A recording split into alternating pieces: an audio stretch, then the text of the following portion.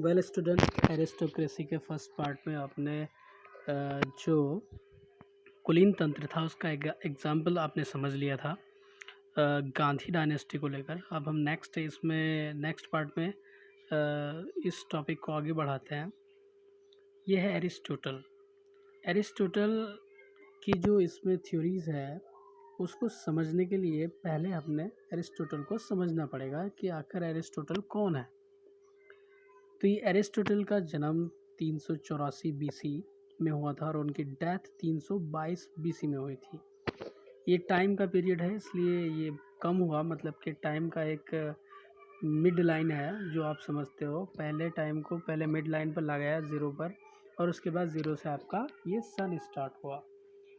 पहली शताब्दी, दूसरी शताब्दी, इन शताब्दियों से पहले बिफोर क्राइस्ट होता था। तो इसके बारे में हम पढ़ेंगे। ये एक ग्रीक फिलोसोफर थे, स्टूडेंट ऑफ प्लूटो के स्टूडेंट थे। देखो, सारी जो फिलॉसफी है, सारा जो दर्शन शास्त्र है, आप एक छोटे से कोड से समझ सकते हैं। SPAA। S फॉर सोक्रेटिस थे, P फॉर प्लूटो थे और A फॉर एरिस्टोटल थे एंड A ये जो आखिरी A है इसमें अलेक्जेंडर द ग्रेट। तो ये हमने डिस्कस किया। एक ग्रीक फिलोसोफर थे, स्टूडेंट थे किसके? प्लूटो के। प्लूटो के बाद ये आ रहे हैं ना एरिस्टोटल किसके जो शिष्य थे वो प्लूटो के शिष्य थे और प्लूटो किसके शिष्य थे? सोक्रेटिस के। प्लूटो जो थे वो सोक्रेटिस के शिष्य थे। तो ये सारी फिलॉसफी इन चार लोगों पर ही थी। जो आज हम मॉडर्न फ़िलासफ़ी देखते हैं वो मॉडर्न फ़िलासफ़ी कहीं ना कहीं एंसेंट फ़िलासफ़ी से आई है और जिसका जो बेस है वो क्या है? वो इन्हीं चार फिलोसोफर पर टिका है। तीसरा टीचर थे अलेक्जेंडर द ग्रेट के। इनके टीचर थे अलेक्जेंडर द ग्रेट के और इन्होंने रोट ऑन मैनी सब्जेक्ट, इन्होंने बहुत सारे सब्जेक्ट पर लिखा है। क्योंकि ये उस टाइम एरिस्टोटल को ये कहा जाता था कि उस टाइम के ये एक ऐसे इंसान थे जितना भी उस टाइम नॉलेज का क्षेत्र था वो सब इनकी जानकारी में था। मतलब ये सब उस टाइम कंप्यूटर नहीं था, जो कंप्यूटर के बारे में नहीं जानते, वरना जो भी था उस टाइम ये सब का अध्ययन इन्होंने किया था।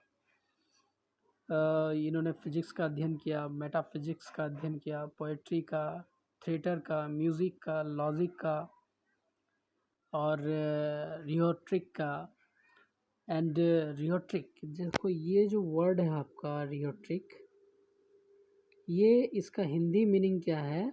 भाषण काल। समझे आप? भाषण कला है ना।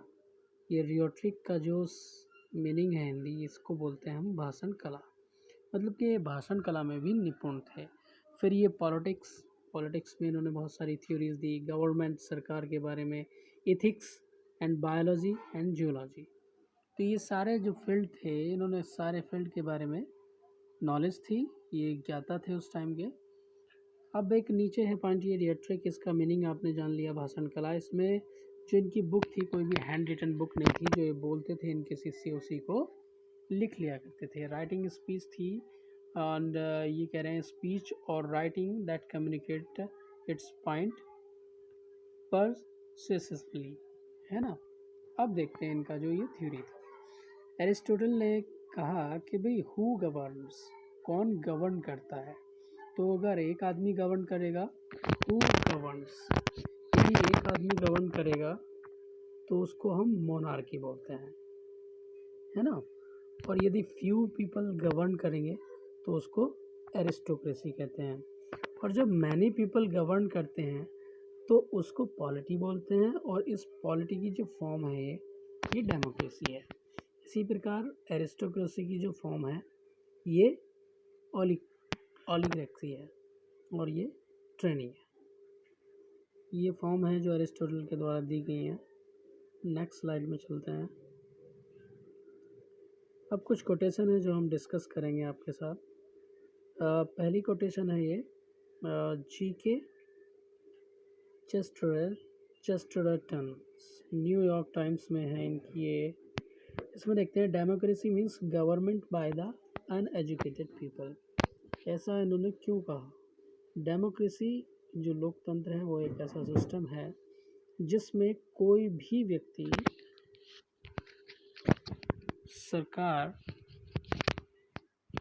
सरकार में चुना जा सकता है। वो पीएम, एक ऐसा पीएम चुन सकते हैं जो अनपढ़ हो, क्योंकि भारत के अंदर एक ऐसा डेमोक्रेसी सिस्टम है जिसमें प्रत्येक व्यक्ति को जो भारत का नागरिक है उसे प्रधानमंत्री बनने का अधिकार प्राप्त है। तो इसको दोबारा से देखते हैं एक बार। Democracy means government by the uneducated while aristocracy means government by the badly educated. ये थी कोटेशन चेस्टरटन के द्वारा दी गई। अब नेक्स्ट कोटेशन को देखते हैं। एन एरिस्टोक्रेसी इन और Republic,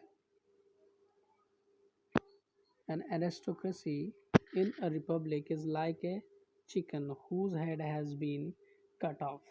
It may run about in lively way, but in fact it is the by Nancy Mitford के द्वारा दी गई ये कोटेशन है।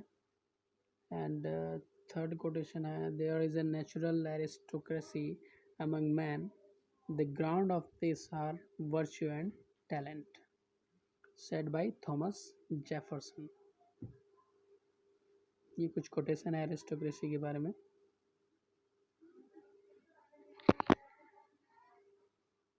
कंसेप्ट ऑफ एरिस्टोक्रेसी डिस्कस करते हैं। The concept change in ancient Greece, जो प्राचीन आपका ग्रीस था उसमें ये चेंज हो गया था पूरा एरिस्टोक्रेसी का concept. In ancient Rome the republic consist of an aristocracy as well as consuls, a senate and tribal assembly. And third, democracy upheld again. इस पूरी स्लाइड का मीनिंग ये है कि द कंसेप्ट चेंज, जो पूरा कंसेप्ट जो एरिस्टोक्रेसी का चलता था वो पूरी तरह से चेंज हो गया था। इन एंसेंट रोम, और प्राचीन रोम में, द रिपब्लिक कंसिस्टेड, जो रिपब्लिक थी, जो गवर्नमेंट थी, वो कंसिस्टेड हुई an aristocracy as well as council के द्वारा। कौंसल एक सभा होती है लोगों की जिसमें कुछ लोग बैठते हैं। सेनेट एक जो संसद को बोलते हैं उसमें भी एक ग्रुप ऑफ पीपल होते हैं। एंड ट्राइबल असेंबली जिसमें कुछ लोगों को बुलाकर बैठाया जाता है। ट्राइबल असेंबली भी लाइक ए ग्रुप। सो ये सारी चीज़ें जब चेंज हो रही थी तो लास्ट में इन्होंने क्या किया? Democracy upheld again. डेमोक्रेसी मतलब कि लोकतंत्र को ही इन्होंने दोबारा वापस लेकर आ गए। The Athenian aristocracy. अब एथेनियन एरिस्टोक्रेसी के बारे में हम देखते हैं तो व्हाट इज एथेनियन एरिस्टोक्रेसी।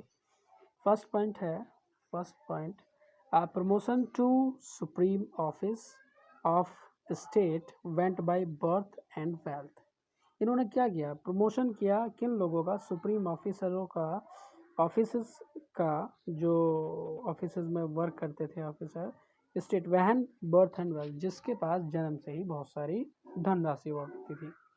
दूसरा है एरिस्टोक्रेटिक फैमिलीज। जो एरिस्टोक्रेटिक फैमिली थी, जो मतलब पावरफुल लोगों का जो एक कुल था, वो इंजॉयड करते थे ह्यूज वेल, बहुत सारा धन, एंड एक्सचेंजेस, और बहुत सारा उनके पास एक्सचेंजेस हुआ करता था। एक्सचेंजेस इज ए मतलब एसेट हुआ करता था।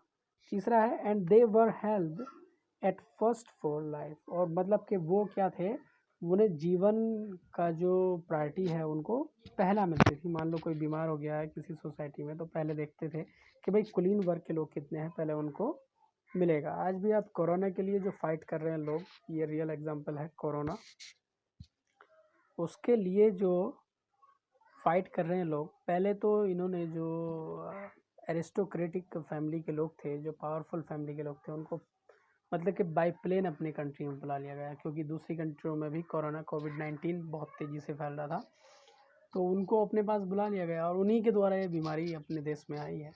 क्योंकि सारी ये बात गवर्नमेंट बहुत अच्छे से जानती है।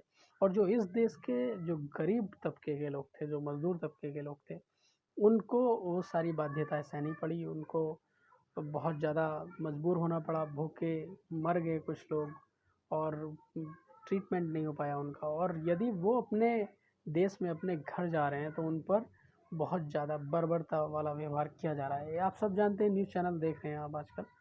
लोग गुजरात से पैदल बिहार आ रहे हैं, और लोग राजस्थान से पैदल बिहार आ रहे हैं, वो यूपी आ रहे हैं। तो ये आपने देखा पैदल चलने के लिए मजबूर है। जहाँ एक तरफ प्रधानमंत्री जी कहते थे कि मैं उस मजदूर को जो पैदल चलता है चप्पलों में, उस मजदूर को मैं हवाई जहाज में बैठते हुए देखना चाहता हूँ। ये बड़े बड़े लुभावनी बातें वो करते हैं। चलिएगा, तो ये एरिस्टोक्रेसी आप समझो इस कोविड-19 में भी। ये कोविड-19 में मतलब कि एम्स में किसका इलाज हो रहा है? जो एरिस्टोक्रेटिक फैमिली है, जो पावरफुल मैन है। समझे आप? मान लो किसी मंत्री के बेटे हैं तो आपको डायरेक्टली एम्स में भर्ती कराया जाएगा, और यदि आप एक मजदूर के बेटे हैं तो आपको कहाँ भर्ती कराया जाएगा? लोकल जो आपका मतलब के जहाँ पर लोकल हॉस्पिटल है। ये the myth of the labour aristocracy, कुछ मिथ था, कुछ मतलब अफवाहें थी, कुछ मतलब बेकार सी चीज़ें थी, भ्रम जिसको कहते हैं, जो लेबर है ना, लेबर जो एरिस्टोक्रेसी है। चलिएगा, नेक्स्ट करते हैं हम सोशल एरिस्टोक्रेसी देखते हैं। अब हम सोशल एरिस्टोक्रेसी सोशल एरिस्टोक्रेसी को डिस्कस करने से पहले हम इसको पेन को हटा देते हैं।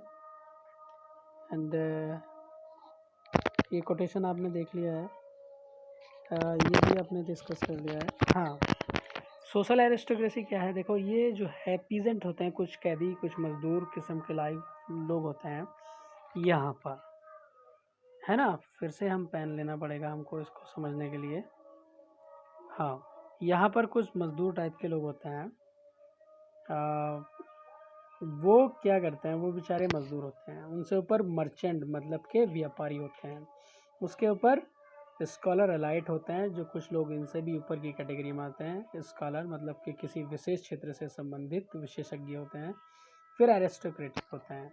एरिस्टोक्रेसी मतलब कि जो लोग कुलीन परिवार से आते हैं और उनके ऊपर बैठा हुआ होता है राजा। ये एरिस्टोक्रेटिक फैमिली ही इस राजा को चुनती है। ये समझिए आप सोशल एरिस्टोक्रेसी। तो एक मजदूर का बेटा कहाँ रहेगा? यहाँ, ये मजदूर है आपका, है ना। आगे चलते हैं।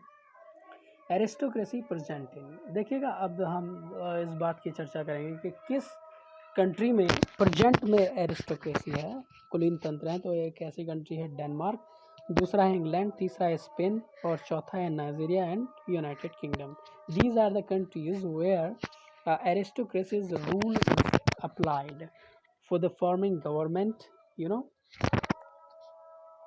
Aristocracy in India. अब एरिस्टोक्रेसी इन इंडिया में भी आप देख सकते हैं, ये जो गुरु थे सिख धर्म के गुरु थे, है ना। इसमें क्या था? एक कुलीन परिवार का ही एक दबदबा था, मतलब कि जैसे एक इनके गुरु हैं तो उन्हीं के परिवार के इसमें गुरु बनते गए। इसके बाद आपका इस्लाम धर्म है ये, इसमें भी जो पैगंबर हुआ करते थे वो एक कुलीन वर्ष से आते थे। तो ये आपने देखा है एरिस्टोक्रेसी इन इंडिया। आगे चलते हैं हम। टाइप्स ऑफ गवर्नमेंट, फिर से मैं कह रहा था कि आपको रिकॉल कराना है, तो इसको हम अच्छे से पकड़ बनाएंगे। ये डेमोक्रेसी होती है जो रूल्ड होती है किनके द्वारा?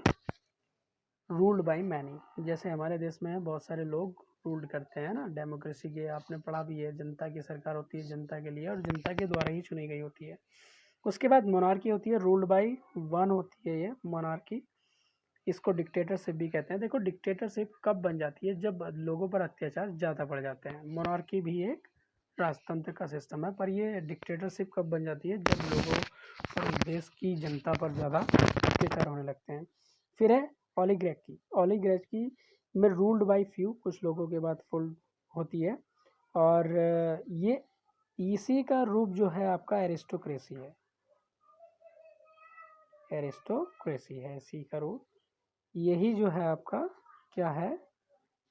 ये जो ओलिगार्की है, ये जो है आपका, यही आपका एरिस्टोक्रेसी है। एनार्की है रूल्ड बाय वन। एनार्की होगी मतलब कि किसी एक के द्वारा ही रूल्ड होगा, है ना। आगे चलते हैं हम, कंक्लूजन देखते हैं इसका। At the present the term aristocracy is used रफली and in a great selection of combination to symbolize a select few with authority in various categories. For example, an aristocracy of birth of wealth. Aristocracy जो कुलीन तंत्र है इसका ये birth of wealth मतलब के जो पूंजी है उसके जन्म देने वाली है, एंड और ऑफ इंटेलिजेंस, और जो इंटेलिजेंस है आपकी उसको जन्म देने वाली। ये इसका कंक्लूजन था। तो thank you student to watching me, और कमेंट करके मुझे ज़रूर बताना कि इसमें क्या कमियां हैं, और मैं जो नेक्स्ट वीडियो है आपकी उन कमियों को दूर करने का पूरा प्रयास करूँगा। Thank you student.